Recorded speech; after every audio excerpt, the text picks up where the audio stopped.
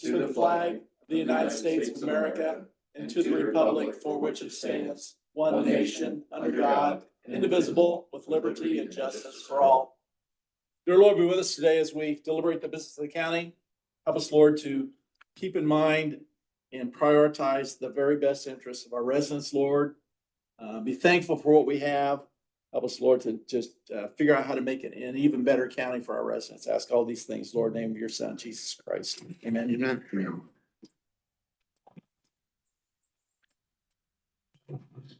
Okay, should have had the minutes from the October 7th meeting. Stan was not present for that meeting, but Doug, did you see anything that looked out of whack there? They look fine to me. I Okay. move we approve. I agree. I'll second that motion. That motion passes. Oh, there we go. Moving on, Tony. Sign the minutes. I had a lot last time. I don't have as much this time. Yeah, that's 2 weeks worth. Should receive the accounts payable. The accounts payable claims for 10/15 were in the amount of $360,098.68. State your ink. 360,098.68. Do you have any questions on the claims? Nope. All looked reasonable to me. Good, Stan? Motion to approve. Second. And seconded by Doug. That motion passes 3-0. And then we have the Allied Weekly Health Insurance claims. And this week, those weekly health insurance claims are in the amount of $99,048.86. 99,4886.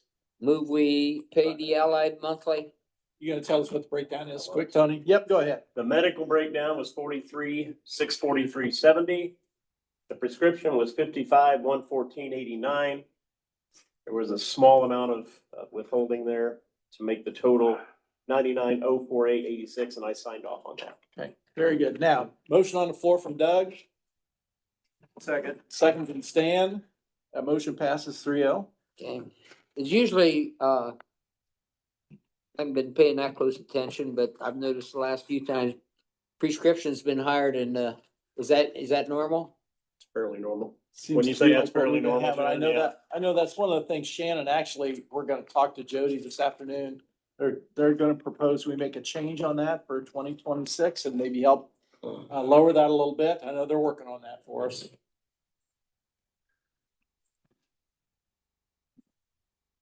What else have you got for us, Tony? That's all I have today. Wow, that is short. Stan missed my illustrious long one. Oh, no. The Yeah. video's available, Stan, though. You don't have to, Yeah, you can you don't watch have it to on miss video. it. You can go back and watch it in all its glory. I feel bad that I missed that. Okay, Nate, what have you got for us? Hang on, big.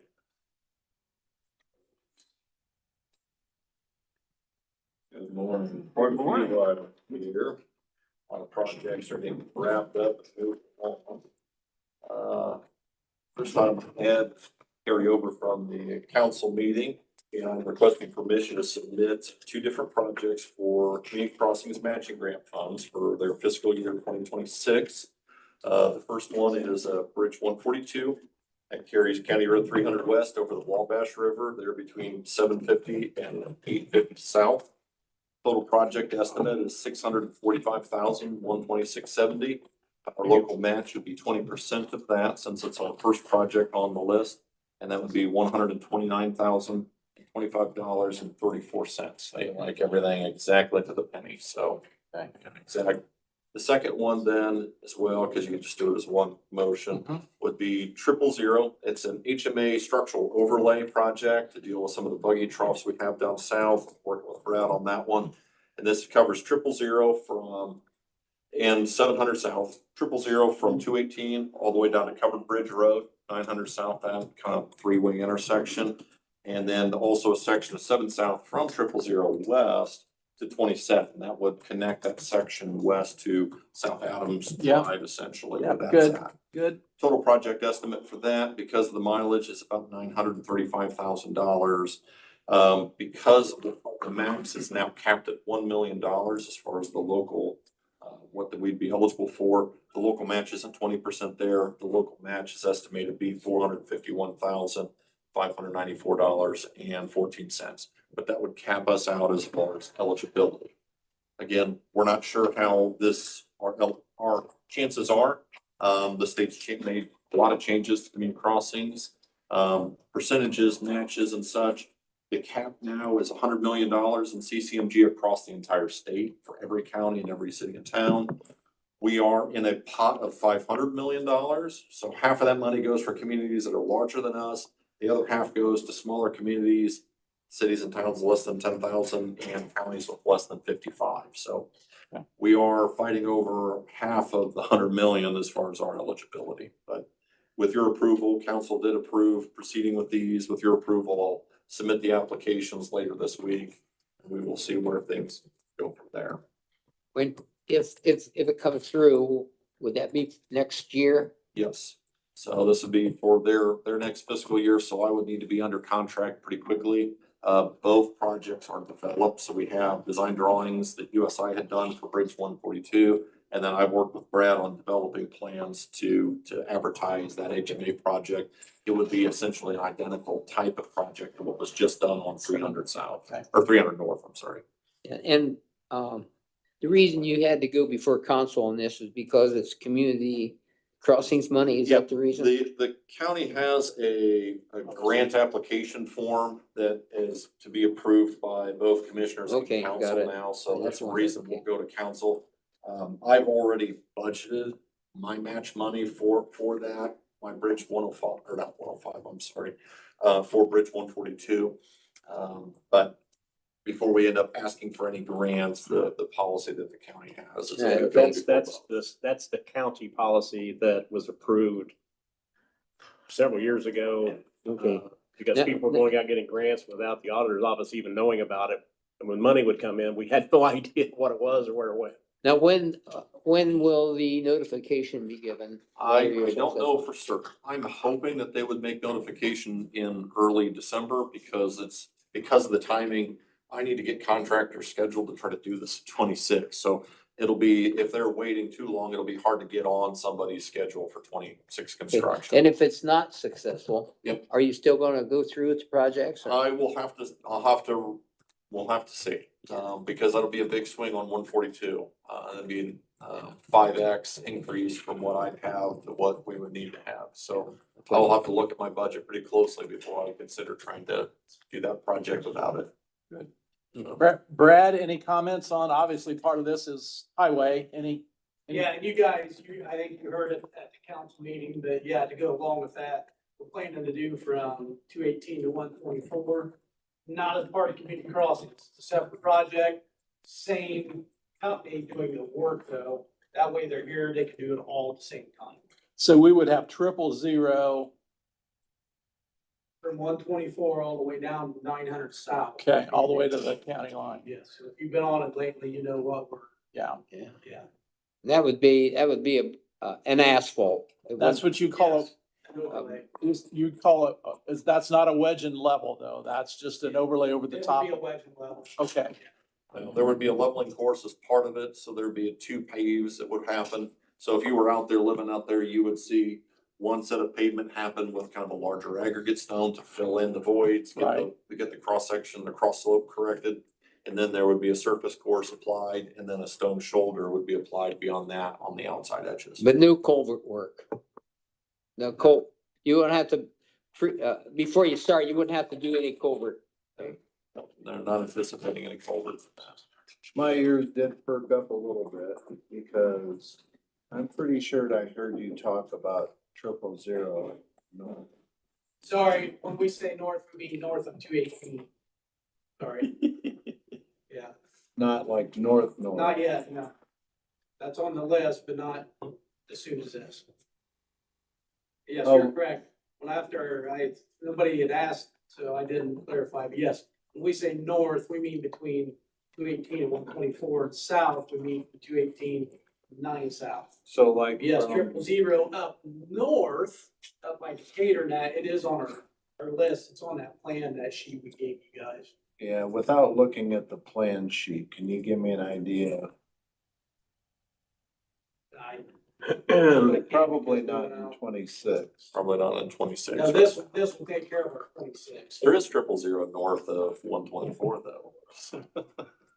Now, I don't think okay, it's- Brad, do you Sorry. recall how many years it has been since we went from 218 on 000 all the way down to the Sealand Road and then went east to 400 or 500 east even? That That's would have been I believe that was my very first year here, so it's been 5 years. 5 years. Okay, so And they actually did not, I can't remember how far out they went, but I didn't. yeah, think went they- out to, I think not that, probably 300, probably 400 range. Okay.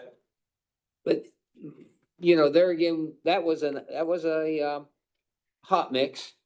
Yep. And, you know, in 5 years, that's not a lot of time before we're back doing the same thing. And No. it just gives us an idea of what kind of traffic's on that section. Yeah. And we know, and even from 124, 000 all the way, Oh, it's just flat out a lot of buggy traffic in addition to the rubber wheels, so it is what it is. no, it's a dilemma. It is a cost of doing business in these territories that have a high Amish population, that density. And certainly on the roads that they want to use and that are closer to where they live. Yeah. It's a significant expense. I'm not getting the life on the bridge decks, and we're certainly not getting the advertised life on the asphalt. And it's no fault to the asphalt. It's just the limestone aggregate that we have available in Indiana does not take that crush of the horseshoes or the buggy wheels. Yeah, So we'd have to be importing harder stone from out of state to try to do our roads. And I think cost it to just- double. Yeah, we'd be lucky, but you're right. It's cost prohibitive to go that route. So, but no, with your approval, we can proceed with those two grant applications. That helps keep those sorts of projects more manageable for us versus trying to do those directly out of 100% local funds. You don't have a problem with that, Stan, Steve, you? Nope, I'm No? good. Okay, I move that we, give the permission to, go after those grants for these projects. Yeah, I'll second that. Just you. I don't see 000 north on your list, Okay, I was just thinking about that, and I was looking here. too. unless I'm not seeing. That it. was one, I believe, Nate, was that the one we figured out that we forgot? That might Remember we be, had talked about that, and there was one that we got put in there. we'll make that working schedule, we'll end up making either biannual or annual updates to that. So, no, that's a good project that needs to be considered, and we I can certainly would make think regular it's one updates of to the those. connector roads, I guess. Yeah, it's flagged under the functional Is classification that the map. one from Monmouth up to the county line? Is that Yeah, the one you're talking about, Stan? Yeah, that one flagged on there. there's a job list, so, Right here? yeah. I mean, how big a stretch is that? Well, depends how far. north From you Monmouth get. to the Well, county line. it goes from approximately 800 north to 1200 north, so. So you'd be looking at somewhere in the range of 4 miles then. What is it now? It's asphalt now, right? It's chip seal. Chip seal? Yeah. Okay. Just It's kind of, if you don't have the money to go to Cedar Point, you can drive up 000, it's just. You're correct. Yeah. That first few We got miles. several of those. We got several of those. Yeah, Fun to ride that on a bike. yeah. All right. Nope. Moving on here, I do have updates for you. Bridge 105, this is on County Road 000, just north of 300 South. That's over the Blue Creek ditch. Due to the condition of that deck and the wearing surface, we had considered going for federal funds for that project at one point. That was declined by the state. That was our number 2 application. So in light of that, we've gone back with HWC Engineering to assist me in developing a set of plans to do a sacrificial asphalt overlay. So what we'll do is we would remove the concrete that's been delaminated on that deck, put a waterproofing membrane on that, and then put an asphalt overlay. So it'll drive more like the asphalt. You're not gonna necessarily notice when you're on that, where the concrete is weathering away. It was significantly more expensive for me to put a rigid deck overlay in concrete than it would be to mill an asphalt overlay that bridge deck. Yeah. So It'll allow the asphalt to weather to the buggies that are using that, which has been the significant cause of the damage that's done to the concrete overlay or that overlay on that bridge. But So you of gotta course, we have take to the go back. concrete off? You can't overlay? Well, what we actually are gonna do is we're gonna remove the bad concrete. So right now, we've got seams that are horizontal seams in the concrete now that are delaminated, that are holding water. I need to Gotcha. remove that, get a solid level of concrete across it so that it's all tight. Gotcha. And then we'll put the waterproofing membrane on it and then put a sacrificial asphalt wearing surface. So you're gonna allow the buggies to scratch that asphalt all up. Then we can mill and overlay that asphalt and it's significantly less expensive. So And a then ridge you'll deck have a overlay. good sub deck underneath. Yeah, so everything else that's underneath it, we're protecting that by putting that membrane and that asphalt. And we'll allow that asphalt to weather. When it's time to do the asphalt or the road in conjunction with each other, then we can patch that. And this actually would be, that bridge is in the north project area that Brad has listed From between 218 to 124 and 218. So So what? this would actually, these two would marry together. And that's over Blue Creek, isn't it? Correct, yes. So that I have Pretty put good that size. in the budget for next year. Now the council has actually approved that budget. We're not looking for any grant funds for that. With your permission, I'd like to advertise that this Friday, with bids being due on November 18th at that commissioner meeting.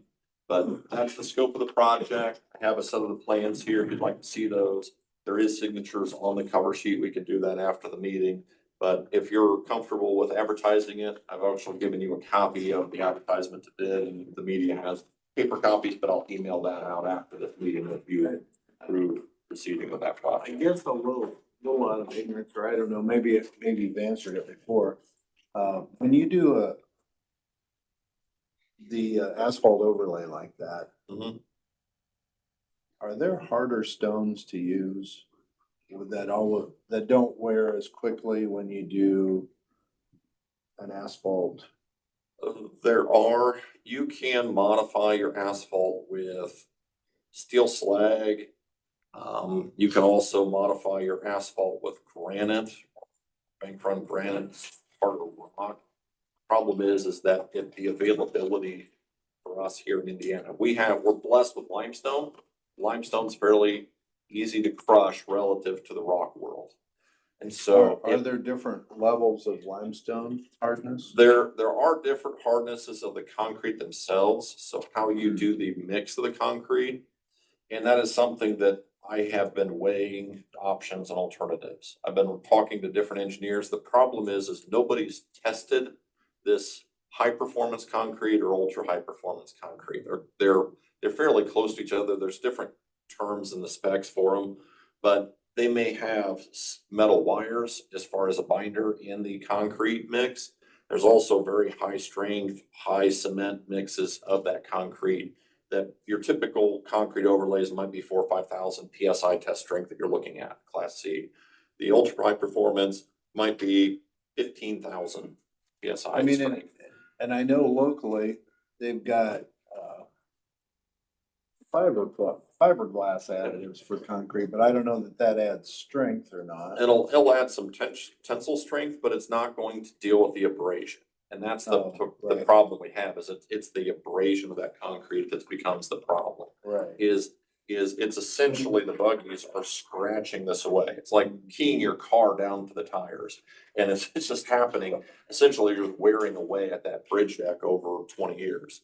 An overlay with just regular rubber tires, I've been told 20 to 25 years, we're getting 15 to 20. So we're losing 20 to 25% of the service life of these decks. And when you're talking about $250,000, let's say for a rigid deck overlay, an asphalt, if we were to mill an asphalt overlay that deck, I might be $20,000 in that. So that's where I'm just weighing the options saying, yes, this is getting so much traffic and the ultra high performance concrete or changing the aggregate to like granite, which might have an 8,000 pound crush resistance.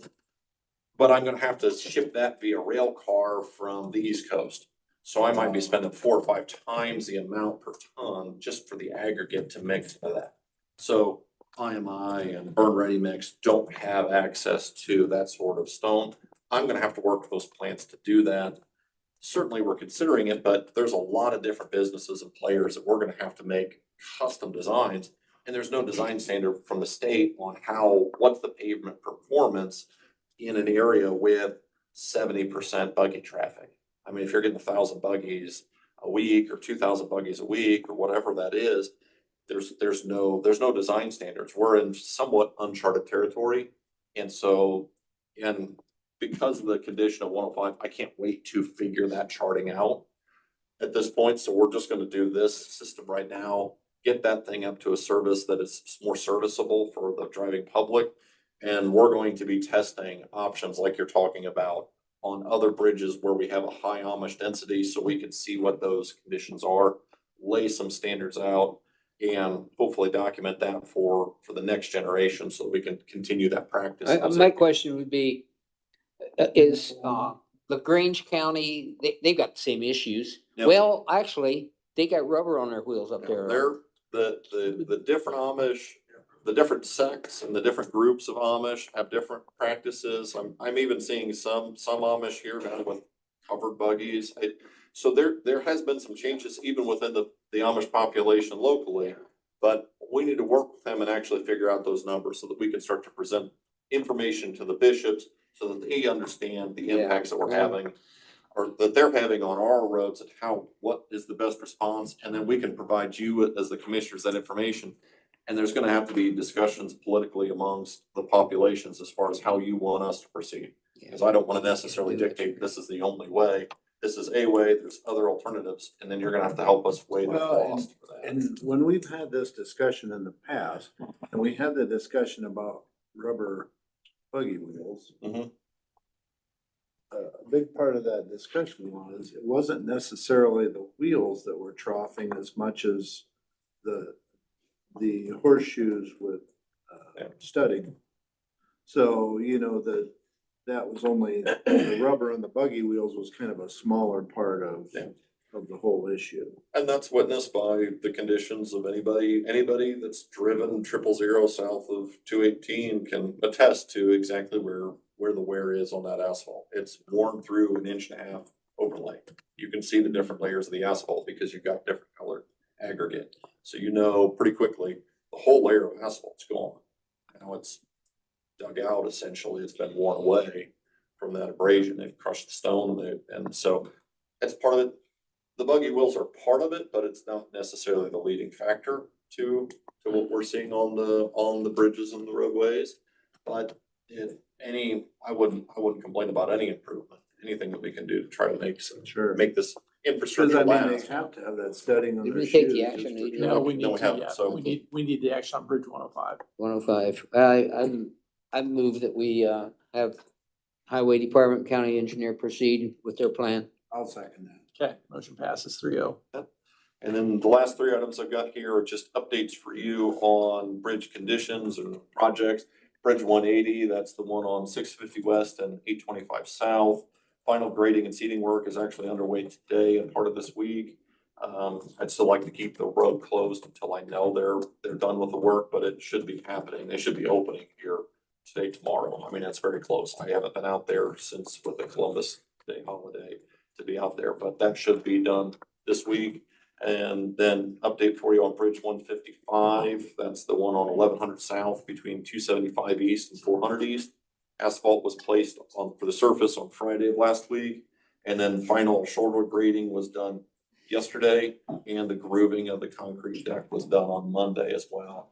I plan to visit the site, but I believe that bridge is actually open right now. I'm gonna verify that and we'll send notices out to everybody that Good deal. being complete. So there's two projects that should be done either now or this week. And then lastly, an update for you on Bridge 44. That's the one on 200 West, just south of 224. Pioneer scarified that concrete deck last Tuesday. They actually hydro demoed the deck on Monday. So after this meeting and everything, I'm gonna go out there and do a sounding on that bridge deck, see how much additional concrete needs to be removed. If that's in good shape, hopefully they'll be doing the concrete pour for that rigid overlay as early as next week. So that one's moving along as well. We're running out of year, but there's still plenty of work to be done. So, Having been gone for a while, any updates on 700 South, and we got all good? It's done. It's done, Yes. good? Yep. Good. The grass, they've seeded it, mailboxes are up. Good deal. when he's done, yeah, just, I'll need the signed copies of the grant paperwork approval when you're done, and then before you leave at the end of the meeting, I'll just need you to sign this cover sheet, so. Yep, thank you very much. Good deal. Brad, what have you got for us? All right, good morning. I have one permit and then one other thing to discuss. We'll do the permit. It's from Indiana Michigan Power on County Road 200 West from between 224 and 650 North. They are replacing one pole and adding one pole. So basically what I believe is happening, they have a pole there that has transformers on it. They're gonna put in a new pole down like 100 feet from it, put the transformers on that one, so it's more of a direct shot going in, and then they'll replace that other. Questions on that, guys? If not, we need a motion. Motion to approve. Second. Motion by Stan, second by Doug.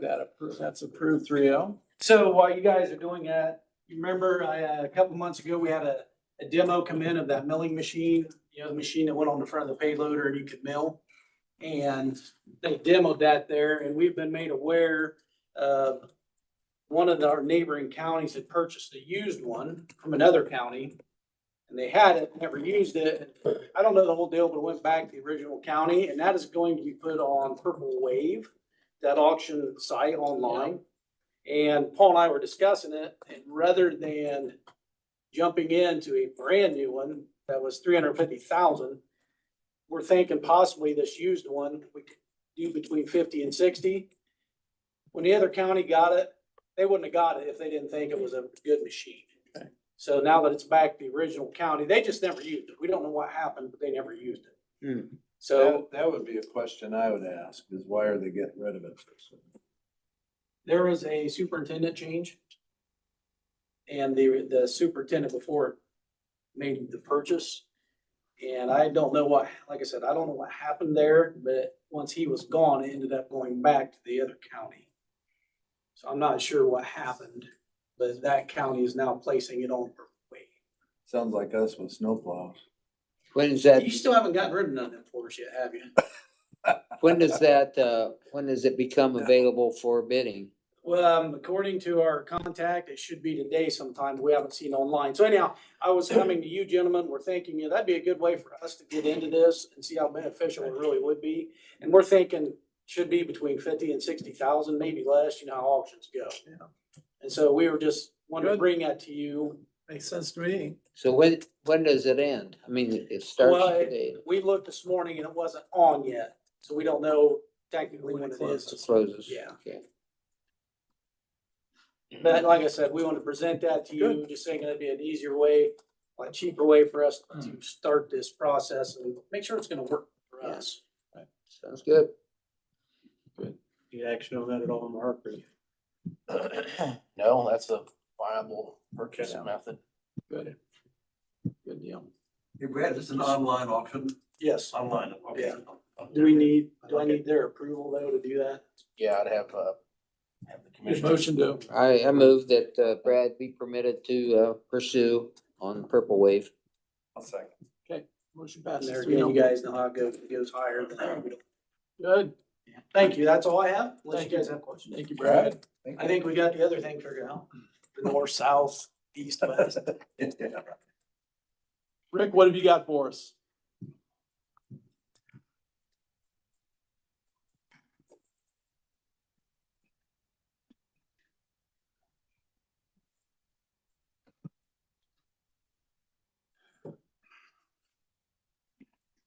Since Brad just left, I was thinking of this. I spoke with the highway department. With your permission, the fuel tank that we have for our old generator, taking what fuel, and there's more than enough, fill up our two generators at the courthouse and our new one. They would take the tank and then what's left, they can use it. Good. When time Makes sense sees to me. fit that they can do it. Good. Makes sense to me. I make good hog roasters. Yeah, I don't know what he's gonna do with it. Every year, I think what is this, about the third year, but we had our yearly roof inspection done by, I'm blank with the company that did, but anyway, it passed. That's all good. I also had the boilers checked here.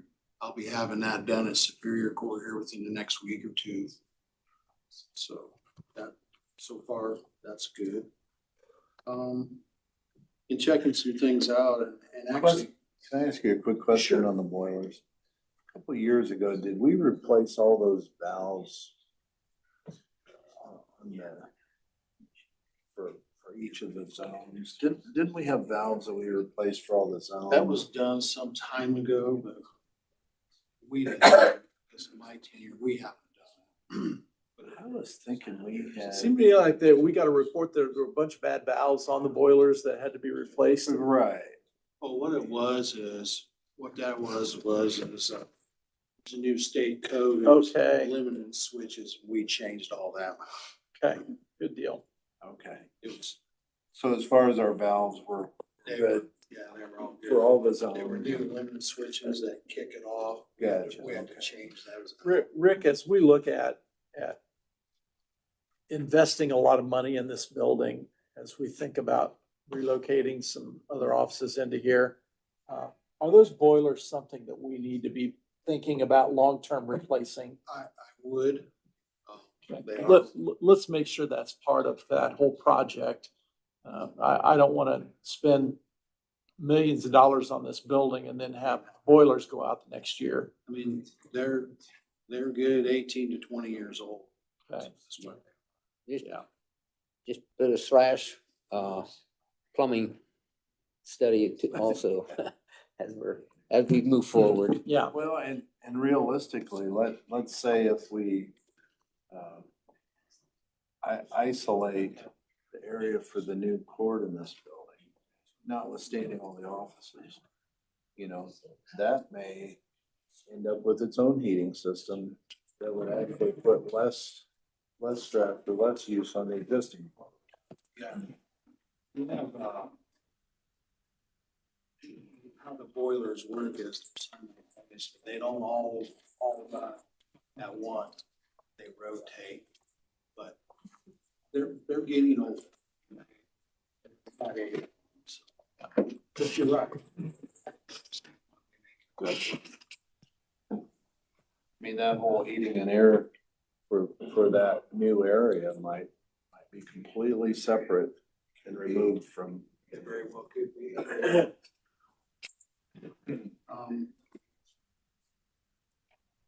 Yesterday in the service complex, all but one in the gymnasium, and I'll get that.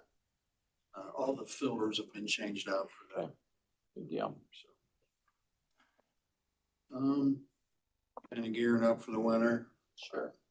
Just make sure we got salt and different things, so. That's Golden Meadows winterized. yes.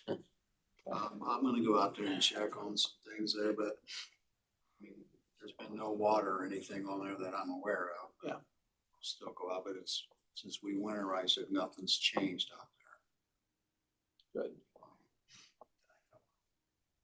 Other than that, Okay. Questions for Rick? I have none.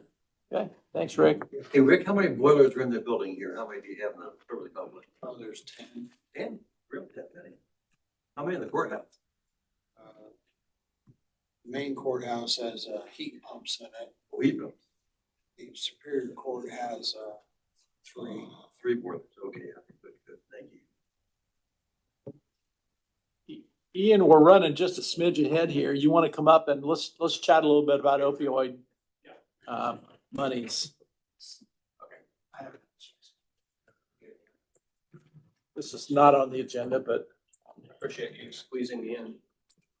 So the local JRAC committee met last week for their quarterly meeting. And it's about time we start talking about the opioid settlement money.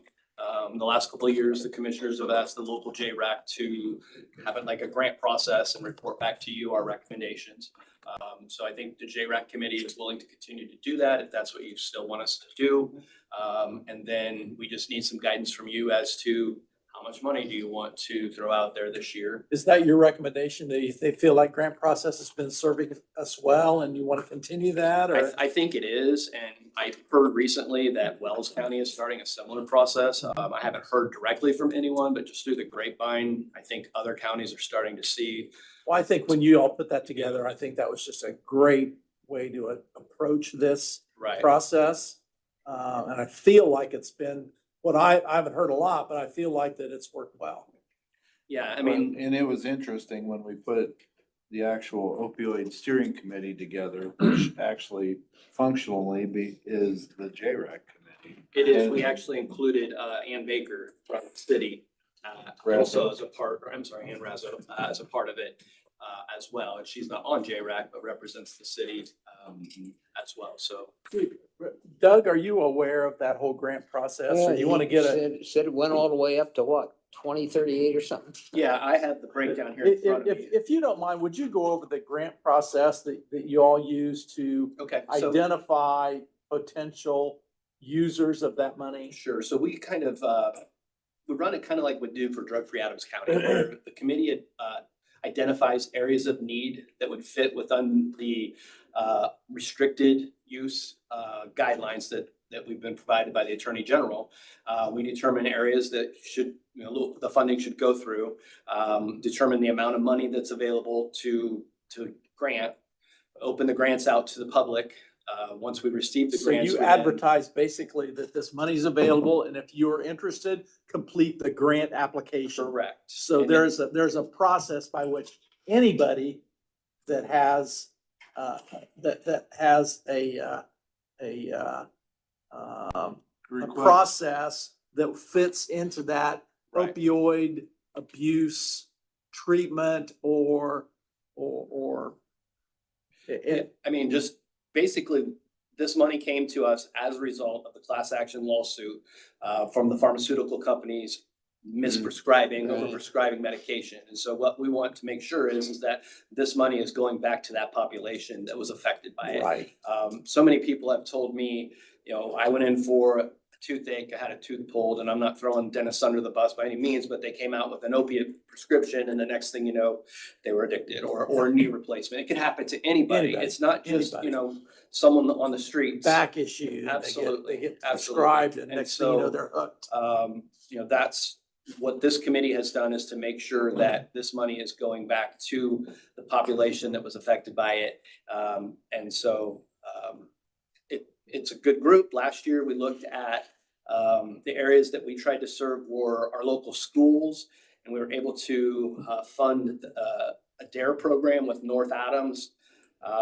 We were able to provide some money to Adams Behavioral Health to help offset clients who are indigent, and also some money to Crossroads for housing. So the money's there. The money is there. You're asking, the money's secured, Right. so you're asking, what are you asking for us today? A, do you want us to continue with that process? Are And we B, comfortable with the how much do you process? think you want us to advertise as available?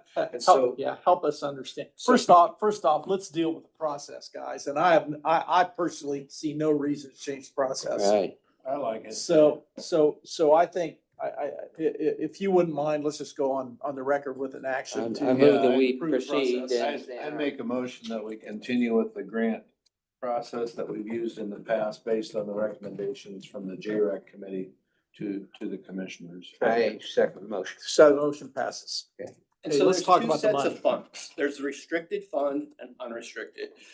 This committee has generally just dealt with the restricted funds. Restricted funds have guidelines from the Attorney General's office of what specific uses are and are not permitted. Currently, thanks to Glenda, there's $140,565.53 in that fund. As you recall, back in 2022, when this first started, we got a big lump of 115, almost 116,000. And so we've kind of worked with that nest egg and, been able to give a little bit more than what we received that year. It looks like in 2027, we're going to receive $28,861.03 in restricted, an additional $12,269.01 in unrestricted. And just also, I'm throwing numbers out there, in the unrestricted fund right now, there's $96,859.14. And unrestricted is unrestricted. You said 27, what about 26? 26, you should have received already, $28,861.03 in restricted, and $12,369.01. So are we in talking unrestricted. about the So- 26 monies or the 27 monies right now? Well, I mean, by the time these grants get dispersed, you're looking probably into the 2027, you'll be receiving 27 But money. currently in the restricted fund, sitting in the bank, we have 144,000 and change. 140, And in the unrestricted, we have 96,000 and change. almost 97. So yes. we've got about $240,000 available between the two funds. So Correct. when you take applications, do you take applications separately for restricted and unrestricted? I have not personally been involved in the unrestricted, and I think we've only dispersed out of the unrestricted fund once, correct, Tony? And that was for the sheriff to. That was for the buy. sheriff, Grants. right? Yeah. And that was he came to you as a request. So if we were to, would you recommend that we keep some money back and offer us a grant of say $100,000 to $120,000? You know, I think that's the decision that you have to make. If you say we've got 140 and we're gonna allow up to 140 this time, then you know that each year you're gonna have between 28 and $35,000 a year, it looks like, coming in until 2038. And then you simply say, well, we're getting $24,736 next year. That's how What did much we we're do gonna have last to year? pay. Did we do 75 last year? I was looking at, we also used money, or we were going to use money to fund IRAC's program at the jail that didn't come together. So, and I don't remember what happened there, but I'm looking at $69,905.96 is what I believe we awarded last year. I think we did award money, and I'm trying to think whether that was out of the restricted fund for Crossroads.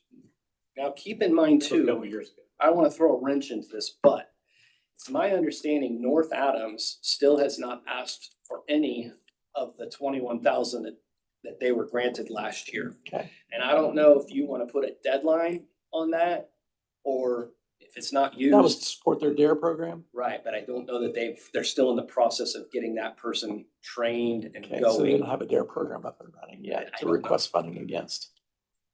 Okay. You know, I guess I'm good with something over and above the 30-ish thousand we get per year. I hate to spend it all. Right. To me, that something maybe in the 60 to 75,000 range feels comfortable to me to allow them to work with. The second question I have is in the unrestricted area. You know, my fear is that we're gonna not be very diligent with how we spend that unrestricted funds if we don't ask your committee to help us with that as well. Now, I know that the problem may be you just don't have enough valid requests out there for this money. You can't spend money that people don't ask for. I get that. Right. But, Do you have people asking questions about, you gonna have anything this year? Yes. You do, okay, so you don't think there'd be a problem with legitimate request? I guess, Absolutely. I guess I'm not sure we should cap it until we see what kind of requests we got. well, I think Ian's asking us though for some guidance on do we Yeah. spend 30,000 or we spend 240,000? Yeah. You know, that would help If him you cap it at give some 75, I guidance don't want out somebody there. asking for 100 if you're thinking, Yeah. at least that we have an up to Sure. number that can keep people within reason. No. Maybe a target number instead of a Yeah. cap. Like say if we did a not to exceed 100,000, or maybe that's too high. Well, if the need's out there, I I'm don't, okay I with that. don't mind spending the money if the needs is I, there. I agree. So, See, we've got right now, I think Rob is managing the jail navigator program. plus he's also managing Crossroads. Yeah, Program, which is a rehab that includes housing. Yeah. And so he's Yeah, got some good I would things going that anticipate we've waited you- on for I would years. anticipate seeing grant requests from both of those organizations. I also anticipate the hospital and the sheriff asking, because there was DOC money that was cut out of a jail treatment program, that they can't continue. So, I mean, I think we're going to have requests that are going to exceed any amount that you put a cap on, because even if you gave it all, I think you'll exceed that. I mean, we have waited for Yeah, I mean, if 15 you. years and talked about Steve, a legitimate rehabilitation program. if all the money's used up on the request now, there'll be some additional funds the next year again, right? there will, but those funds are gonna go way down. Depleting each time. You're gonna go down to 30,000. So I guess if we're looking at programs, in my mind, if we're looking at programs that have legs that we want to continue on, we may need to be a little choosy about which of those we may not be able to fund them all to 100%. To keep And, them alive. and then next year say, no, you get zero. That Right. doesn't feel fair to me, to a program that is valuable to you and to our community. And we want to continue to grow. So So what would be a reasonable? I like Stan's 100,000. All right. Just Let- cap it at 100,000. Cap it at 100,000, but I also want you to think about those unrestricted monies. Sure. You know, that I don't, Well, just because they're unrestricted doesn't mean they shouldn't be used to help that population that was harmed from that opioid abuse. I agree 100%. I don't think that money should be used for a splash pad or something Me like either. that. Well, and even when the sheriff came with his request out of unrestricted, it was for drug investigation. Well, and I remember personally asking the sheriff to go back to your committee and see if they felt like that would have been a valuable use of this unrestricted funds. And I So- believe you did. I believe So that- I want your committee to be involved in those unrestricted funds as well. Maybe it's not the same grant program, maybe it's not the same, but just because it's unrestricted doesn't mean that it is free. You know what I mean? And there are guidelines on restricted that are, you have to make sure that Absolutely. oh, and I even told Ian at some point, because the state's cut his funds, his grant money, that I think what he does would lend well to this if he ever needs additional money to do anything with community corrections. We also opted into another opioid settlement that's out there now, Right. They're working but we on it now. haven't heard back from that yet, so I don't even know how much that'll be. What's the time frame you're looking at here? We would open the grant up, I would say November, and make recommendations to you by the end of the year. And we're gonna use 100,000 cap. 100,000 of the restricted dollars, and then if you want to dip into that unrestricted funds, bring us those recommendations as Okay. well. You want a motion to that effect? Well, let's do that. I think so, yeah. Yeah, I Motion think that stand, motion, sure. Second. that motion passes. Thank you for your time. I appreciate it. Sure, Ian.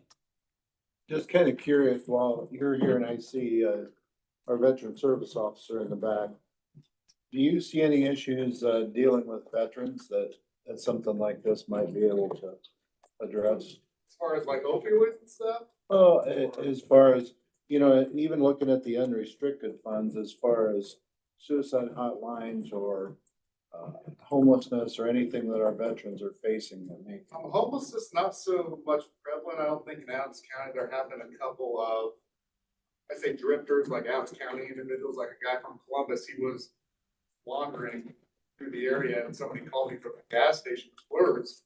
I went and picked him up and I just shuttled him to Fort Wayne. I take him to the annex, as they say. We'll take him to the, I think it's Good Shepherd's, that big building. They go up there and then they kind of process that. But no, as far as homelessness goes, I don't think it's really prevalent here for veterans, unless somebody's just not telling me something, it's like I said, one or two cases, and so- Because I know like, for example, the suicide rate among veterans is very high. And even that too, I mean, it's kind of hard to, I guess, gauge. I don't really have, word of mouth, really, as far as like the suicide for at least Adams County, there might be some analytics on it, something that maybe I haven't found yet, but I just don't think us being a smaller county, But I think you're right, Stan. If Trey was seeing an issue with homelessness, there, I don't see why Veteran Services couldn't ask for opioid money to have vouchers for, overnight stay at a hotel or something, if that was an issue. Some type of an indigent Right. fund. There was a So, need. so I think the message here, Trey, is there's some money available to support veterans in need in Adams County. You just need to kind of figure out how to tune into that and see what the need is, and then work with Ian and the JRAC committee to find that money and get that money available. Yeah. Thanks, Ian. Jody, come on up. Shannon, you want to join her, please?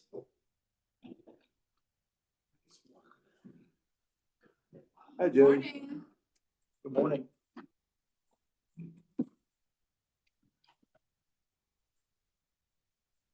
Thank you. Welcome.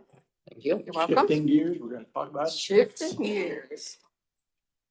Tony? Thanks, Bill. All right, this morning, what we wanted to present was the preliminary stop loss numbers we have in from our marketing as well as our incumbent reinsurance carrier. So you'll look at the executive summary page and we'll dig into the actual numbers. You'll see that our experience year-to-date through August was at 101% of expected claims costs. We'll look at that again on a subsequent page as well. So we're running right at expected claims. We're over by $12,158 through August. August was a lower month, so 62% of expected claims for August. Should have September's available to us from Allied here in the next few days. There are currently 7 claimants over the stop loss level of 55,000. And we'll look at that as well. And then RX claims account for 41% of your total claims cost. Our average book represents 23.3%, is what we typically see in the percentage of RX cost versus medical. Is that down though from our? It is Past. down. We were, it We is were over down. 50% Yeah, we were. previously. Yep, we were seeing. Yeah. Yep. So we're getting better. We're not getting where we need to better. be yet, but we're getting We're not where we better. want to be, but we're Okay. getting there. Absolutely. We're gonna talk about that a little bit when we look into the stop So loss numbers too. is there any reason why the expected claims total is increased or projected to be increased for next year? Yeah, medical inflation's still running 7, 8, 9%. And so unfortunately, the same claims that incurred in 2025 are expected to increase at a minimum of 7 to 8% in 2026 if they were exactly the same. You think the 7 claimants over 55,000 is a little high for us? Last year, the No. full year, we had a total of 11 claimants that exceeded stop loss when you were at the year end. It is a little high, Doug, but part of that is because we are on a little bit lower of a stop loss than what we would typically see for your size of group. We annualize that every year. We're waiting to have those numbers from Allied this year to be able to make that decision again. It's just typically, historically, the reinsurance carriers haven't given us enough trade-in premium or reduced our premium enough Yeah. to account for taking For us to on that eat that. additional risk. So Now, does the 55,000, does that include both medical services and prescriptions? it does. Great question. And we'll see that when we dig into the reinsurance numbers. We have both medical and prescription included in both our specific coverage and our aggregate coverage, which now is even more important than ever as prescription costs continue to escalate. Okay. Okay, so let's move forward then to the experience page. Again, you can see from the experience on line 1, the expected claims through August was pegged at 1,254,441. Our actual net claims is 1,266,600. Or again, as we mentioned on the executive summary, 101% of expected, over expected claims by just 12,158. So pretty much on target. If we were to annualize that and say we would finish the year at the exact same pattern, and develop a per employee per year claims cost for that. And this is just claims towards our contract. Line 4 would show that we would end the year at $11,419, which would be up 3% from where we ended the year in 2024 at $11,065. So again, under trend, up just slightly if we were to continue at the same pace through the remainder of the 2025 calendar year. Our average employee numbers remain very consistent, 166. And then again, the large claimants at the bottom, we start tracking at 27,500, which are those that are half of the stop loss amount. So far, year to date, we have 13 at $1,022,942 of claims. Again, we have 7 that have exceeded the individual stop loss, with stop loss accountability at $261,341 for the full year. The large claimants, the bottom right pie, represent 67% of our total claims cost. All others represent 33%. So the large claimants would be those 13. Yes.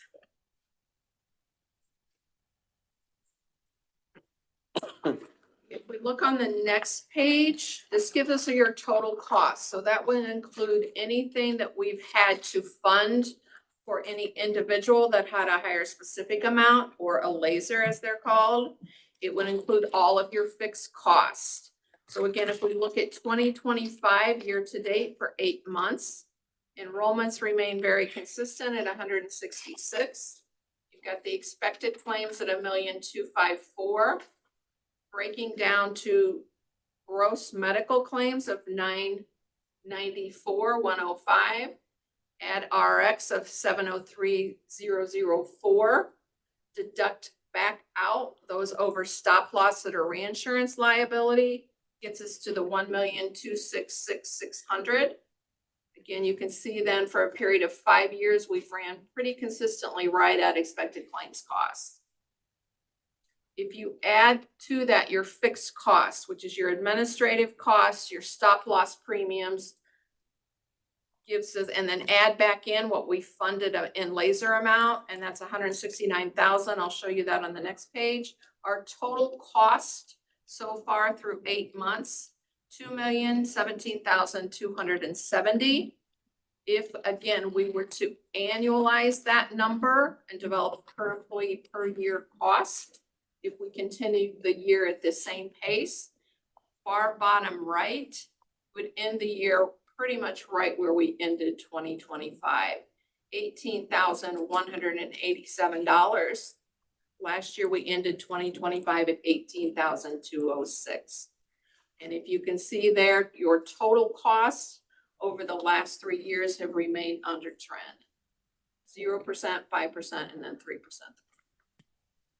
Back up to that top page, it surprised me that in 2021, we had 154 average subscribers. In 25, we had 166. So we had an additional 12 subscribers, but yet our claims were down. But It's part of not a that full might, year yet this year, Yeah. Stan. yeah, So but part of that might be too is if you have new people coming on, they're relatively young.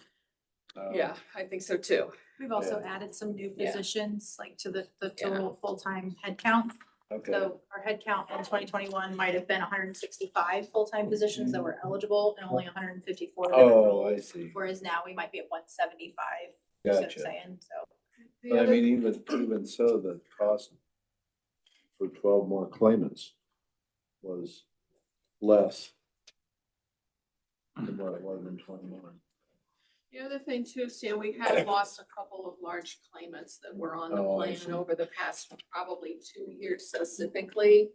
Some of those risks have dropped off the plan too, Gotcha. so that can have a material impact as well. The claims over stop loss, does Uh-huh. that include the lasers? So, good question. So the part of that does is the first 55,000 of them, Steve. So Okay. they're gonna treat those people just like they were anybody else. So Okay. 55,000 of anybody lasered goes towards your contract, Right. right? Anything above that is outside the contract. So what we'll see, if you flip to the next page, the light gray shows us $169,168 was what you funded in laser claims that did not go towards your contract. Laser claim. My- Okay. Yep. Explain that just a Yeah, bit. so Doug, and you'll see this when we get into this year's renewal. So as a reinsurance carrier approaches the renewal, they will evaluate your risk and they will determine if there's anybody that has a special situation or a higher risk, they can put a higher individual specific on that person. So instead of 55,000 that you're required to fund as an example, they could make that 200,000, 250,000. They can make any individual specific amount that you have to fund higher than that 55,000 based upon the expected risk they see. Does it make any sense whatsoever? I guess I'm looking at the stop loss premium Mhm. compared to the claim over stop loss. I'm sorry. I'm looking at the stop loss premium. I'm trying to figure out what we're getting for our stop loss premium. What coverage we're getting. And it appears to me to be in 2021, the stop loss got hammered. You were exactly The right. cover, the insurer got hammered. Yep. 2022, it was still upside down. Yep. But for the last, what It's appears to be getting 3 better. years, where the stop loss insurer is winning that bet. I would agree. So my question becomes, the stop loss premium, do you have anybody that doesn't have a stop loss Not at your premium? size. Okay, No, the risk is too large. If we had $1 million claim, it'd be yours to fund. Yeah. If we had a $500,000 claim, it would be yours to fund. but by the same token, we're paying stop loss premium of $800,000, You're paying stop loss premium, if I look at the. $700,000. I mean, we're paying a stop loss premium that's really large, Yeah, and they're not giving us a lot of coverage. did in the year that they paid. They $2 million. did. So we would have, if we didn't have a stop loss carrier, we would have lost that year. But the last 3 years, we'd have won that bet. Well, it's the same thing with any insurance. You pay premiums for Right. 20 years and not have a car accident, you Right, consider Sam. that money Yeah, wasted. well, you're paying for protection. Right, But you're paying to sleep at night. yeah. The other thing. But I guess does that stop loss, if you move that stop loss from $55,000 to $1 million, what does that cost us? And I think that's the point you made, was we weren't getting Enough premium, rewarded right, for moving that coverage up Correct. the ladder correct. to, be able for to- instance, I just want major medical insurance and I'll pay all the rest of that out of my pocket for me personally. And so that's kind of Yeah. So is I- 55,000 just a subjective number that we pick out? well, it's. No, and we've done the I did not bring the stop loss benchmarking with me. I can bring it when we come back with firm and final. We've done the stop loss benchmarking every year, and I feel like your sweet spot was more around 100 and 125,000. Again, don't quote me on that. I don't have it with me. But again, with a problem as we evaluated each year, with the number of individuals that we have experienced that have higher claims, what they give us in the premium to say, okay, we'll reduce your premium, Steve, to your Yeah. point, from 840 to 500. Yeah. Right? The premium that they give us for that is basically not giving you the opportunity to gain on that risk. But then what they do is they take those high-risk claimants and they laser them out and say, oh, by the way, we're gonna charge you $800,000 for your coverage, but we ain't covering these guys. Here's the other thing that the stop loss market in general is experiencing today. I've got some insurance carriers that are coming out of the gate with 25% stop loss renewal, regardless of the risk. Yeah. They're starting to see $8, $9, $10, $11, $12 million claimants. Wow. We used to freak out about the million, then it was 2, and then it was 5. They're starting to see that. So much like, like the commercial property insurance coverage, they have years where, the market just hardens up. And unfortunately, this is one of those years. Now, again, so far, we're pretty favorable in what we're looking at. To your point, part of that is because stop loss carrier hasn't so far yet had to reimburse that. We're gaining traction on that because we have had a couple years where we're running favorably from a reinsurance loss perspective. But I couldn't recommend going without, and I couldn't recommend you going much higher than probably 100 or 150. But again, we're looking at that when we get the updates. So how many people do we have lasered out? Let's go Seven? ahead Is and, that yep, the no, seven? let's go ahead and jump into the reinsurance evaluation then, Doug. There's a marketing page in there which kind of shows you what carriers we've looked at relative to looking at, really, the incumbent is really the most competitive one. Looking at a 3.5% increase in our stop loss. And we'll look at the actual numbers. If we flip forward, the next page is just showing you your benefit structure. What page are you on now? Can Their you, pages aren't numbered, What, yeah, Steve. The what- next one is just showing you an outline of your benefits.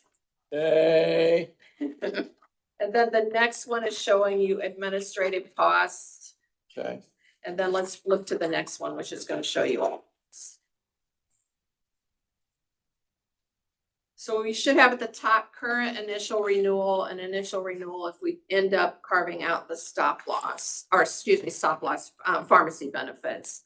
So currently, again, we're with Allied, we're with Three Rivers Preferred and then the Signature Care. Ardelis is our stop loss carrier. We're at a 55,000 individual stop loss level. Currently, we had 4 lasers on the plan. You can see those listed there.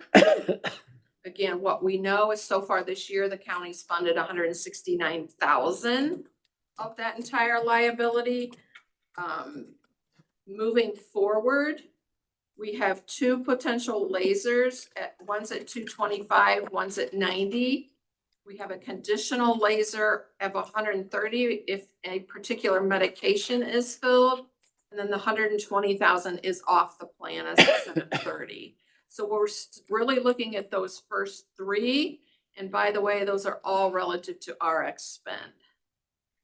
So again, that's our hope to move forward with Northwind and try to get that implemented for 1/1/26. The contract period is giving you coverage for what's considered a 24/12, which means anything incurred doesn't get paid in 2025 is covered under your 2026 stop loss. So it's 24/12 contract. And then again, to your point in your question, it includes our medical and prescription in both the specific and the aggregate coverage. Currently, we had a rate cap, meaning they could not approach us with a rate any higher for stop loss than 40%. Should we have had a bad year? With the renewal, they're moving that 40 to 45%. If we look at the stop loss premium, which is your first number there bolded, annual stop loss premium, which includes the cost for your specific coverage and your aggregate coverage, which is protecting the group as a whole. Stop loss premium is $812,822 currently. With the renewal, it's $840,870 or a $28,048 change at 3.5%.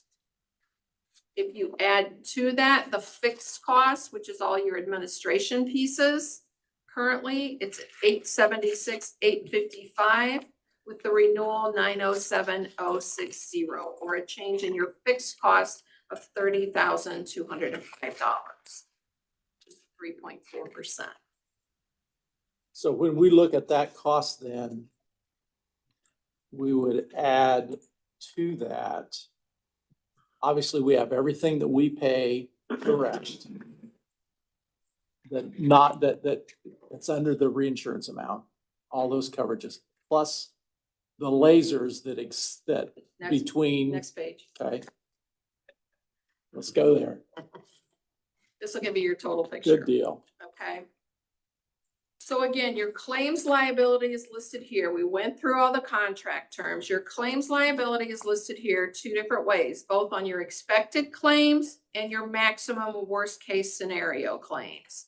So if I look at in the claims liability section, annual expected / maximum claims. Currently, it's at $1,905,331. Expected and max is at $2,381,664. With the initial renewal, that goes to $2,075,861 and then $2,594,827.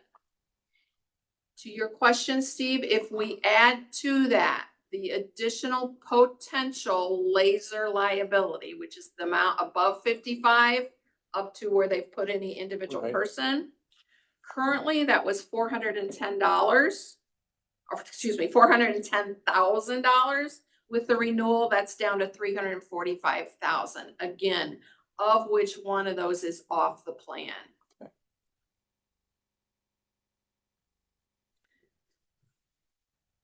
So total expected costs, when we include first page, which is our fixed, our claims expected liability, no added laser liability today is $2,782,186. I couldn't tell if that was an 8 or a 3. I need new glasses already. The a renewal is $2,982,922 for a change of potential expected cost of $200,736, 7.2%. Maximum, which includes the potential added laser liability, today $3,668,519. With the renewal, $3,846,887, minus the one that's off the plan unless they should come back for any reason, which gives our maximum worst case scenario change of 4.9%.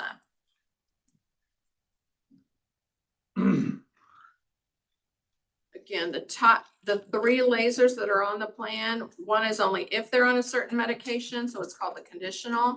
The other 2 are prescription medications. So if we're successful in getting the transition finalized with Northwind, we would hope to partner with them to potentially bring what is experienced as your actual claims down from what those lasers are.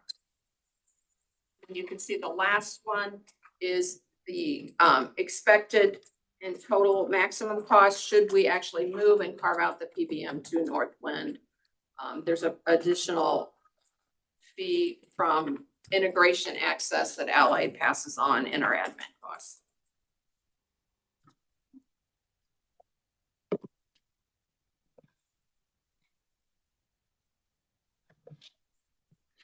These are asking for claims through October. I'm pushing very hard and angrily to try to get them to accept claims through September. We do not have an answer on that. September claims are now available and should be the reinsurance reevaluation to see if the risk has changed any to change this position. I'm hoping to come back with that very soon, along with their response as to whether they'll agree to lock in with September versus waiting. This is from the reinsurer, right? Correct.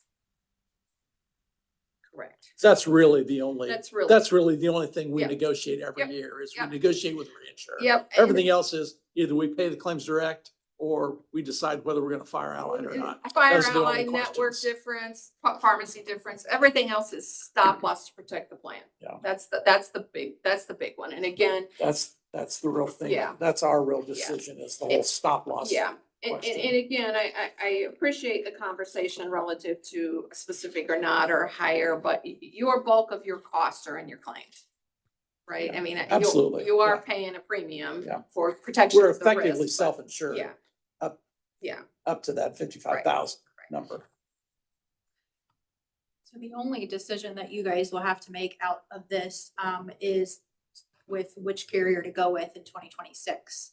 So Ardelyx is the one that we've been talking about, which I'm anticipating that we go with them as well. But once we have the firm final, we'll be back to. And you'll bring And what us some stop numbers loss level. relative to changing that And the stop stop loss. loss level, yeah. And I'll bring the stop loss benchmarking that shows us on average of all of our clients that of your similar size, where the sweet spot's supposed to be. And then we'll evaluate that, Steve, compared to what we're seeing from the carrier.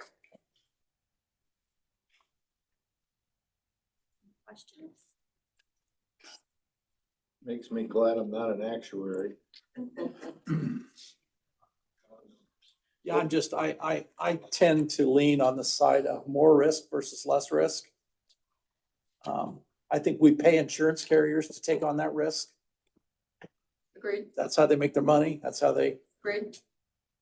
Well, and I would tend to agree with you if it showed a benefit in premiums, but you know, if it's not showing any, you know, consequential benefit in premiums, then, absolutely. then there's not any point. Unless, taking the unless we can risk, just yeah. go without premiums. I kind of take the middle road. You can't afford to be without it. You can't afford to have too much, so.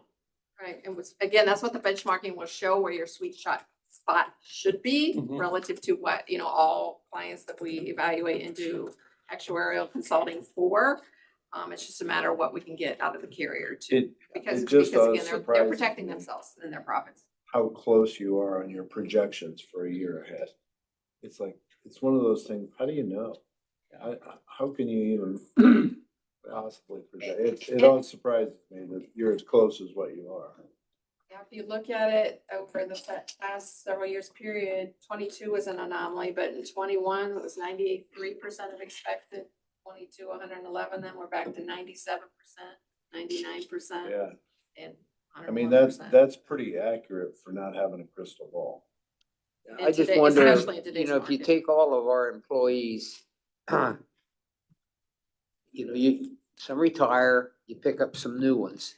Overall, is our average age of all employees rising slightly? And if that's the case, everything's gonna go this way.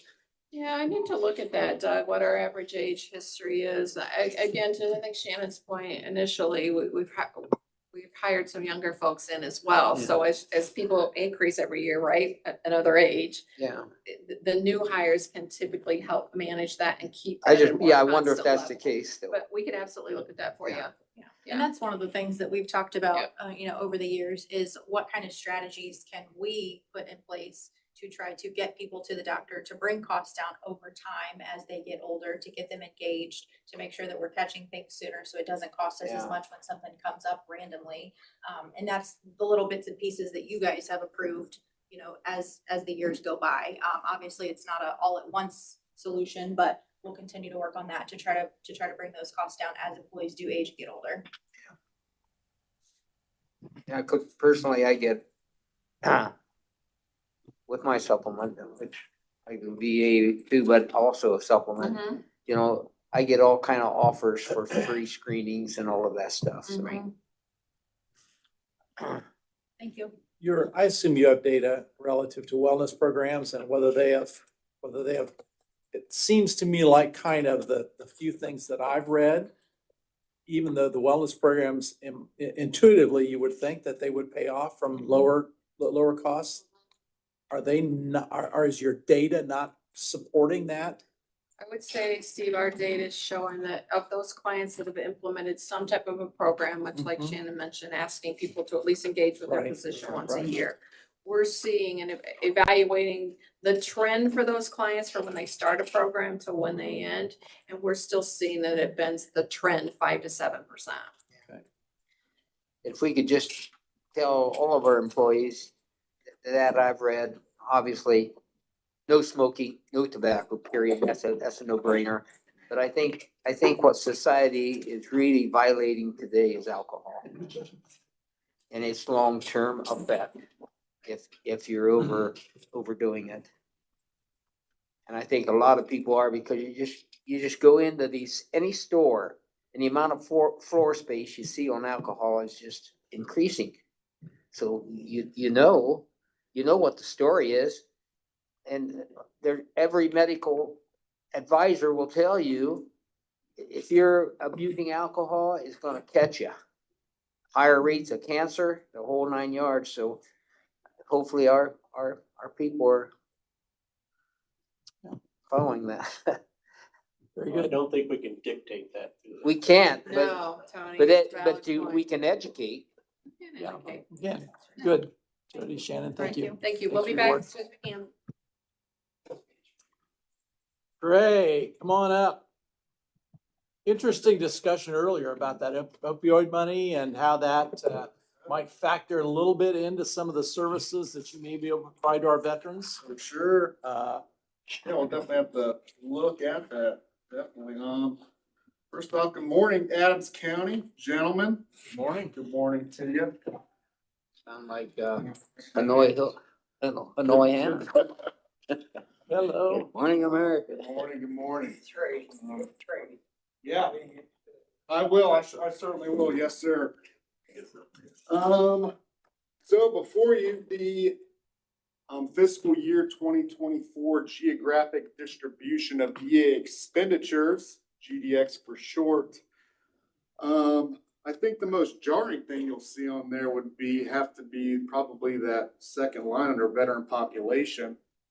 A significant decrease in that, but despite that, the ship is still sailing. For the total expenditure, you'll see that's gone up. You kind of expect with a decrease in the population of veterans, that the compensation of pension would go down, and it did, but not significantly, which I think is pretty good. Just some highlights on there I made, the loan guarantee, the dependency, survivor benefits, memorial benefits, those are new values that they're putting on. The GDX is moving forward, I'd have to believe, so they never had those before, which is pretty cool, I think. Obviously, the medical care has gone up, continues to kind of get up there. I'm kind of most proud on that one. I think it's just being enrolled in VA healthcare is a benefit in itself. And that kind of expands on the, suicide prevention, homelessness, all that kind of stuff. So sometimes it's not just about, the disability coming in monthly. So yeah, so pretty good. And I've always said this before, this isn't just a reflection of me in the office. You got to think this is past VSOs, even the veterans who have filed their own claims. So I think as a whole, I think the whole county is doing pretty well despite the decrease in our veteran population. So I assume across the state, we're seeing a decrease in veteran population just yeah, naturally. potentially a lot of times. Yeah, doesn't Korea, you discriminate. take the big conflicts, Yeah. these guys are flying off Yeah. like, Yeah, they're they're falling gone. off like flies. Yeah, Yeah. I mean, you got all these smaller conflicts, yeah, but you take Korea and Vietnam vets out. yeah. And these aren't secret numbers by any means. I mean, you can just type in VA GDX, and also on the IDVA portal, they have a transparency portal. That's what they call it. And it's an interactive state map, and you can select the county and you can see values similar to this. So, which I think is pretty cool. They've kind of just added that. They're constantly updating it. So just, this isn't, necessarily what it's about, but it is pretty cool to see kind of, how the county's Our doing numbers as are far as compensation, medical, things like that. So, other than that, just a housekeeping reminder for individuals looking for discharge papers, whether it's for themselves or for family members. I know we got the banners going on across the county. Yeah. Please come and see me first. Some individuals, they've been going right to the recorder's office. They're going to be sending you right to my office anyway. So just stop by me. Chances are I might have the discharges already in my computer saved. So we can essentially cut out the recorder's office. Okay. But if we need to go to the recorder's office, I have to do the submission through the IDBA, and then they get the email, and then they work it that way. So just come to me if you're looking for discharge papers. And other than that, Veterans Day is right around the corner. I was hoping to get some help with the community, if at all possible.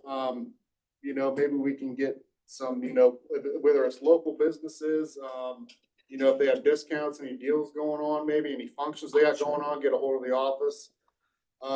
Generally the VA sends out a big list, but it's usually up north stuff. Applebee's got, buy one, get, something like Sure. that. Yeah. But you gotta think that some of these veterans don't wanna get out of the county, they can't get out of the You know, county. the Hospital hospital does a does. really nice veterans deal there that I've taken advantage of.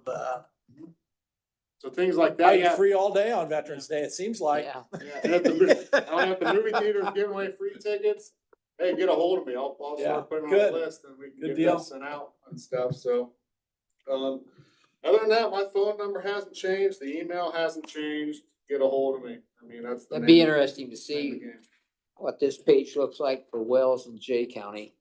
And you can see all that stuff too. I Yeah, mean, it's- with the it's GDX, you up, can get yeah. online or the IDVA portal. I mean, it'll show you the same values and stuff. So not that it's a competition. I mean, I help Alan, I help Sure. Wells, I help, Right. and that's vice it. versa. It's not I mean, competition, it's Yeah, it's, across the board. and vice versa. I mean, I help people out in New Jersey. I mean, if, I'll help to the best of my ability. You know, Are, it's not are a you matter- seeing any, veteran, need in the county that you struggle to help with? Going back to like the homelessness, Right. crisis. So you don't really see I don't really that? see it, but obviously, you know, we're a smaller county. It's just, and luckily, you know, Fort Wayne is just right up the road. I got no problem packing somebody in the Yeah. car, and driving on myself, which I Right. have done. Right. Obviously those resources, you know, how we get that stuff, you know, but, really it's just a matter of, you know, for example, an individual has prostate cancer and they're getting 100% VA disability, but then they get into remission, the VA will bust you down. Yeah. You know, so it's kind of, what are the different angles and avenues to kind of, you know, because that's, you know, depending, you know, roughly $4,000 a month, they're not income, but they dependent on that since, say Vietnam, you know, Yeah. so that's a kind of a big one, but I always tell everybody we got a bunch of tricks and stuff in the Yeah. office, so. Good. Good deal. Other than that, it's just a matter of getting in the office. I Yeah. can't help if I don't know what's going on. Sure. Right. Sure. I'm Good. sure hopefully everybody knows that. I got cards all going around. Well, I appreciate, I got on your mailing list and I appreciate the little updates you send out and some information you put out in your email, service. So I appreciate that. And I continue to encourage you to continue to work on that and build that database. Yeah, on that note too, if keep you're us not all in on the there, loop. get on there. I Yep. mean.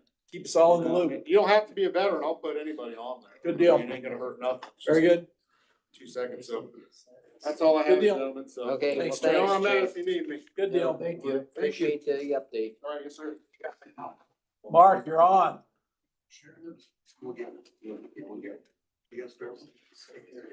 And he's got the stack.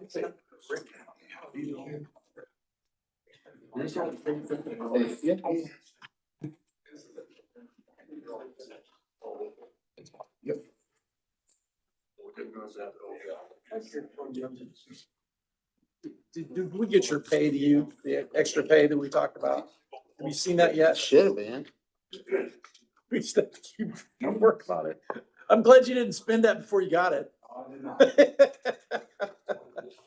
I thought we processed. We that. did. I think we did. Let's check with Tony. I haven't got an email, but usually I get an email when you get my little JC, it's automatic. Yeah, thing. I yeah. haven't seen an email, If but you're like- I could have missed it. I hear you. I get it. Well, No, I don't check keep my with checkbook, Tony. my wife does. Yeah, I let's get check it. with Tony and make I don't sure. keep a check. I'm a banker. I don't keep a checkbook anymore. I just, everything's instantaneous in and out, so I don't worry about it. Hey, Tony, follow up on that. Make sure Mark got that extra The stipend. For Mark that we approved. That should be the next pay cycle. Okay, Okay. good Because deal. it got delayed. I thought it was gonna be done this past time, but Glenda didn't realize that we had approved Okay, the Okay, ordinance that day. there you are. okay. So, Very good. So it's got, There you go. All Next right, check. We got that's good. 6 news. I'm permits glad you for had some mobile homes. follow up on that. Is that? That's Frustrating. Pickwa Estates. Okay, Oh, that's right. cool. Yeah. So we're finally getting some activity That's up there. Pickwa Estates. Oh, it's not, not the other one. what's Yes, it called? local owners that are actually doing a nice job. Okay, good. Good deal. Which they own the other one. They put in, at this point, I believe, 12 brand new units in Pickwa Estates. Pickwa Estates. Good. Yeah, that's fantastic. But that's what those are about. Well, I think even the previous owner generally took Oh, yes, I good was, care of that. I meant that towards the north. Yeah, the yeah, north no, I building. know. Not against who going, yeah. Pickle's always been a nice, not an issue. Yeah. Let's just say that. So it's It just not- had 18 units, and that's why Sure. they're upgrading. Good. Which is fantastic. Okay, so what have you got for us? Nothing special to talk about. Looks like a nice month. It's been a good month. We're still obviously swamped. Can see how many permits we gave out. 54. So yeah, I'm driving all over the place all the time. Very busy. Things are going well. Anything you need from us? Not at the moment.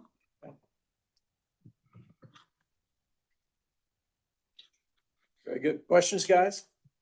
No. Okay. Anything else for us, Mark? Short and Wanna- sweet. You wanna Well, he's- approve entering that into the record? Subdivision? Steve, Okay. Approve that. Yep. Accept that into the record, guys. There you go. So moved. Second. Okay, motion Yes, passes. sir. I got one subdivision. Okay. Real simple. One lot, 1 into 2.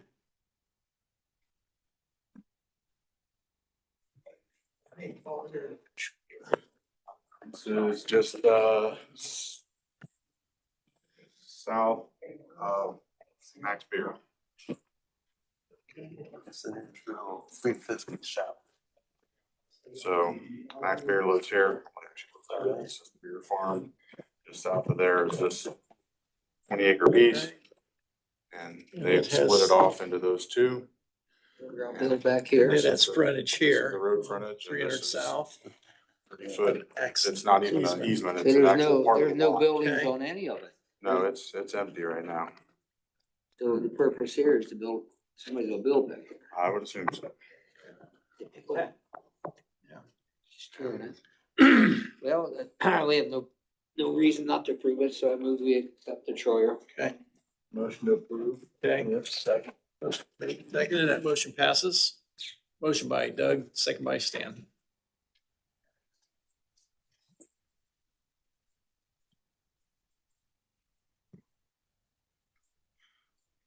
Other than something I wanna have, probably not here, but I just was told that our third floor was moving.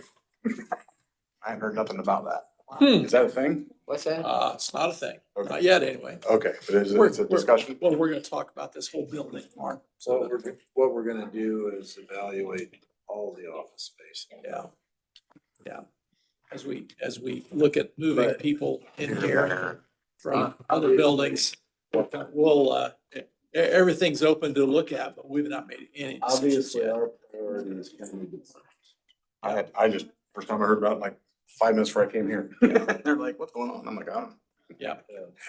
Hadn't heard. I wouldn't get too excited I'm, yet. I'm not Mark, excited at one all. of the things, As long as you give me someplace to live. I hear you. check with the health department, find out when the health board meetings are. Okay.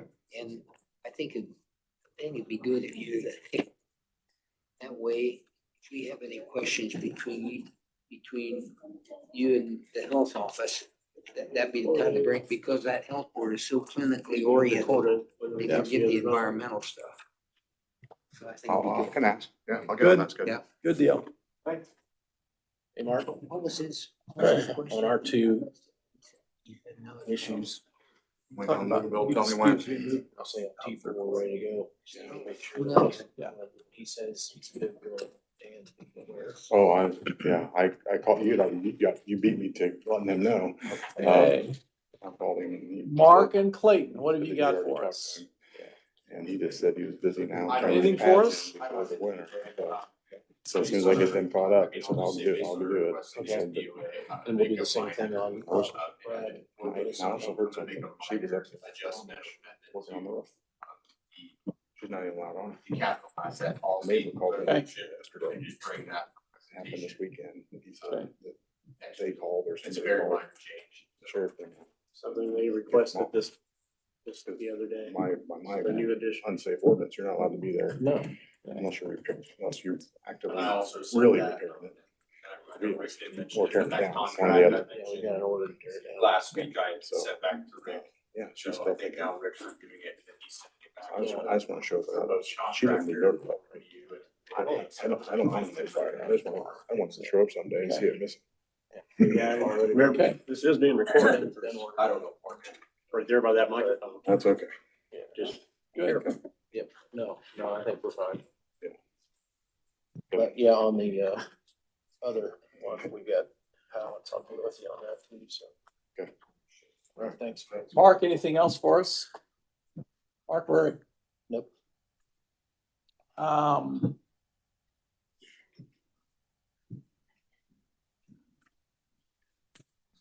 You guys, I'm at the, oh, Shannon, what have you got for us? Sorry. I have a couple things.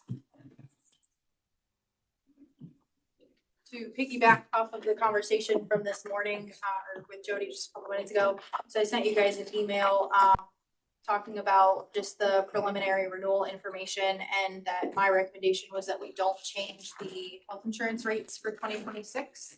Is that a decision that you are prepared to make today, or would you like to wait until we do have the firm renewal information? When do you need that from us? At the absolute latest, I would say probably by next Tuesday. Did I read that right, that we have not changed our rates since 2016? Correct. The oldest data that I could find where there was a documented change was from 15 to 16, and the individual rate was like $10 a pay, and then it went to $12 a pay. So since I've been on board, I've always felt like there was opportunities that we could make to the plan without reducing benefits and services to bring down costs versus just arbitrarily increasing employee premiums to try to offset some of those costs, which is what I've been working on for the last several years. Well, we're gonna have to make a decision here within a week, the way it sounds, but my feeling has always been, if it's a judgmental call, don't raise them. Okay. That's my feeling. I mean, because, and my reasoning behind that is I've always felt that our county employees are not overpaid. And therefore, I'm always looking at providing as many fringe benefits as we can at the least amount of cost to the employee. Sure. So, I mean, if it's close and we're there, then I would, my feeling would be, don't raise them. You wanna take action on that today or wait till next week? You wanna make a motion? If you've got it. I'll make a motion that we do not increase the health rates. Yeah, I would second that. Okay, that motion passes. Okay. The other thing I had was a couple weeks ago, I sent the Delta Dental contracts for 2026. And it outlines the covered services, which has not changed for next year. It's our normal package that we get, but they do ask us to sign an updated contract with updated rates for every year. And again, keeping in mind that dental is 100% employee paid. So the only thing that we have in this is the administration piece, obviously, of paying the bills to make sure that everybody gets their coverage reinstated, whatever the case may be. So I have both of those. We offer two different plans in front of me. I don't know if you're prepared to sign those today, but I'll need those by next Tuesday as well as the latest. Honestly, I didn't take a good look at them, but Do you want me to bring them back? were the change in rates substantial, or were they? I believe it was like 3 to 4%, which is all based on experience. So Sure. the more employees use the plan, then the higher the rates go. Steve, any thoughts on that? I mean, I'd be I'm inclined I'm fine with it. I'd be inclined to take your recommendation on that. Okay. You guys have already agreed on going with Delta Dental for dental insurance for 2026. This is just the formalized Okay. part of that. I'd make that one. Is that a motion? Okay. Second. Okay, Sign motion those in just a passes. second. Motion by Stan. I second by Justin. really do appreciate all the work that you've done on insurance. I mean, that is a lot of research and a lot of time and weighing the benefits to employees, plus trying to be efficient with our taxpayer money that we're spending. So I really do appreciate the work you Yeah, put in. absolutely. That's always the goal, is to walk that fine line of what's best for us versus, everybody else versus our dollars spent. So happy to continue to work on that. The last thing that I have is a resolution for 2026 paid holidays. I sent you guys two choices. one of them including Juneteenth and the one of them not including Juneteenth. Historically, we have not offered Juneteenth as a paid holiday since it was issued as a federal holiday a couple years ago. I do research amongst all the other counties every year to show who does and doesn't pay which holidays. The average is 14.5, and we sit at 14 versus 16.5 in an election year, and we sit at 16, the difference being Juneteenth. So Okay. I just didn't know if you So were prepared split to. right down the middle, huh? Split right down the middle. About 50% of counties pay Juneteenth, and 50% do not. I would be in favor of keeping it the same as what we've done. Is that a form of motion? Is that an ordinance? That's an ordinance, right? The resolution. It's a I will resolution. need a resolution number. Make that motion. I had I that second. written down, so I Okay. heard you when I had it. What's that next resolution? Number 4. Motion by Stan, second by Doug to keep it same. Y'all's signatures are on the back.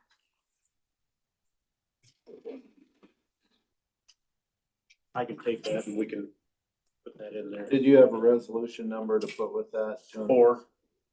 2025-4. Okay, so I'd include that.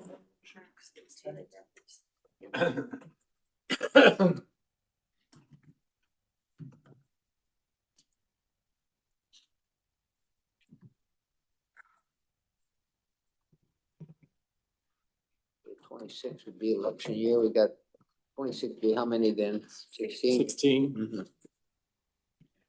That's all I have. Go back to Tony. After we get that, we get a I can get a printout copy back of to the you. election of the holidays? Yes. Okay. Yep. Send it out to everybody. Yes. Thanks. Okay, I'll send you a copy when we. guys, anything else for the good of the cause? Well, I appreciate you guys allowing me time We away. should require a trip report.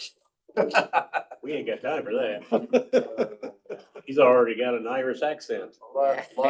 Lots of sheep and cattle Yeah. and stone walls. I'm glad you were able to get away. See the What a- fish over there too, any what a fishing? neat opportunity. You Uh, fish. Yeah, a lot of fish. I mean, it's. It's an island. Surrounded by fish. Let me check, Yeah. make sure, anything from the public? Anybody have anything for the commissioners this morning? Now I'll take your motion, Doug.